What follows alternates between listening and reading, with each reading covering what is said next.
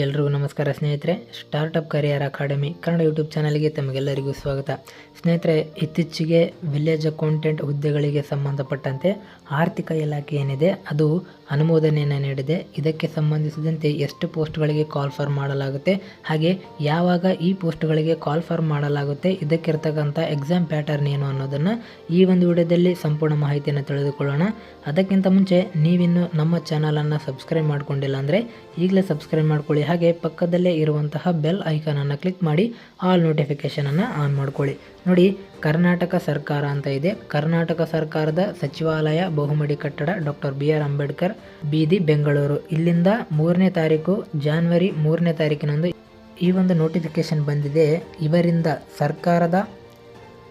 ಸರ್ಕಾರದ ಅಪರ ಮುಖ್ಯ ಕಾರ್ಯದರ್ಶಿ, ಕಂದಾಯ ಇಲಾಖೆ, ಬೆಂಗಳೂರು. ಇವರಿಗೆ ಎಲ್ಲ ಜಿಲ್ಲೆಯ ಜಿಲ್ಲಾಧಿಕಾರಿಗಳು, ರಾಜ್ಯದಲ್ಲಿರ್ತಕ್ಕಂಥ ಎಲ್ಲ ಜಿಲ್ಲೆಯ ಜಿಲ್ಲಾಧಿಕಾರಿಗಳಿಗೆ ಈ ಒಂದು ಸರ್ಕಾರದ ಮುಖ್ಯ ಕಾರ್ಯದರ್ಶಿಯಾಗಿರುವ, ಕಂದಾಯ ಇಲಾಖೆಯ ಮುಖ್ಯ ಕಾರ್ಯದರ್ಶಿಯಾಗಿರುವವರು ಈ ಒಂದು ನೋಟಿಫಿಕೇಷನನ್ನು ನೋಟಿಸನ್ನು ಅವರಿಗೆ ಕಳುಹಿಸಿದ್ದಾರೆ. ಇದರಲ್ಲಿ ಏನಿದೆ ಅಂತ ನೋಡೋದಾದರೆ, ಗ್ರಾಮ ಆಡಳಿತ ಅಧಿಕಾರಿ ಹುದ್ದೆಗಳನ್ನು ನೇರ ನೇಮಕಾತಿ ಮೂಲಕ ಭರ್ತಿ ಮಾಡುವ ಕುರಿತು 2026ನೇ ವರ್ಷದಲ್ಲಿ ಗ್ರಾಮ ಆಡಳಿತ ಅಧಿಕಾರಿ ಹುದ್ದೆಗಳು ಏನು ಖಾಲಿದ್ದಾವೆ ಅದಕ್ಕೆ ಸಂಬಂಧಿಸಿದಂತೆ ನೇರ ನೇಮಕಾತಿ ಮೂಲಕ ಭರ್ತಿ ಮಾಡುವಂತೆ ಈ ಒಂದು ಆದೇಶವನ್ನು ನೀಡಿ ಇದಕ್ಕೆ ಕಂದಾಯ ಇಲಾಖೆಯಿಂದ ಒಪ್ಪಿಗೆಯನ್ನು ಸೂಚಿಸಲಾಗಿದೆ.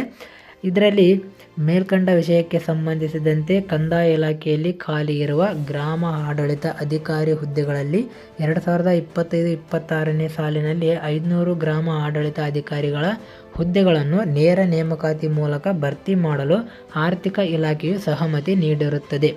ಆದ್ದರಿಂದ ಈ ಕುರಿತು ಪರಿಶೀಲಿಸಿ ನೇಮಕಾತಿ ಪ್ರಕ್ರಿಯೆ ಕೈಗೊಳ್ಳಲು ಗ್ರಾಮ ಆಡಳಿತ ಅಧಿಕಾರಿ ವೃಂದಕ್ಕೆ ಸಂಬಂಧಿಸಿದಂತೆ ಕೆಳಕಂಡ ಅಂಶಗಳಿಗೆ ಜಿಲ್ಲಾವಾರು ಮಾಹಿತಿಯನ್ನು ದಿನಾಂಕ 7/1/2026 ಒಳಗಾಗಿ ಸರ್ಕಾರಕ್ಕೆ ಸಲ್ಲಿಸುವಂತೆ ಕೂಡಲೇ ನೀಡುವಂತೆ ತಮ್ಮನ್ನು ಕೋರಲು ನಿರ್ದೇಶಿತನಾಗಿದ್ದೇನೆ ಎನ್ನುವಂತಹ ಮಾಹಿತಿಯನ್ನು ಒಳಗೊಂಡು ಈ ಒಂದು ನೋಟಿಸನ್ನು ರಾಜ್ಯದ ಎಲ್ಲ ಜಿಲ್ಲೆಗಳ ಜಿಲ್ಲಾಧಿಕಾರಿಗಳಿಗೆ ಈ ಒಂದು ನೋಟಿಸನ್ನು ಕಳುಹಿಸಲಾಗಿತ್ತು. ಇದಕ್ಕೆ ಸಂಬಂಧಪಟ್ಟಂತೆ ಇಲ್ಲಿ ಯಾವ್ಯಾವ ಲೀಸ್ಟನ್ನು ಎಲ್ಲ ಜಿಲ್ಲಾಧಿಕಾರಿಗಳು ಕಳಿಸ್ಬೇಕಂತ ನೋಡಿದರೆ, ನೋಡಿ, ಒಟ್ಟು ಮಂಜೂರಾದ ಹುದ್ದೆಗಳ ಸಂಖ್ಯೆ ಅವುಗಳನ್ನು ಕಳಿಸ್ಬೇಕು.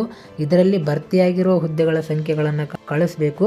ಇದರ ಜೊತೆಗೆ 2025ರಲ್ಲಿ ನೇಮಕಗೊಂಡ ಗ್ರಾಮ ಆಡಳಿತ ಅಧಿಕಾರಿಗಳ ಸಂಖ್ಯೆ, ಈ ಪ್ರೀವಿಯಸ್ ಇಯರಲ್ಲಿ ನಡೀತಲ್ಲ ಆ ಒಂದು ವಿಲೇಜ್ ಅಕೌಂಟೆಂಟ್ ಎಕ್ಸಾಮಲ್ಲಿ ಆಯ್ಕೆಯಾಗಿರುವಂತಹ ಎಲ್ಲ ಅಭ್ಯರ್ಥಿಗಳ ಲೀಸ್ಟನ್ನು ಕಳಿಸ್ಬೇಕು. ಹಾಗೆ ಕರ್ತವ್ಯಕ್ಕೆ ವರದಿ ಮಾಡಿಕೊಂಡ ಗ್ರಾಮ ಆಡಳಿತ ಅಧಿಕಾರಿಗಳ ಸಂಖ್ಯೆ ಇವುಗಳ ಲೀಸ್ಟನ್ನು ಕಳಿಸ್ಬೇಕು.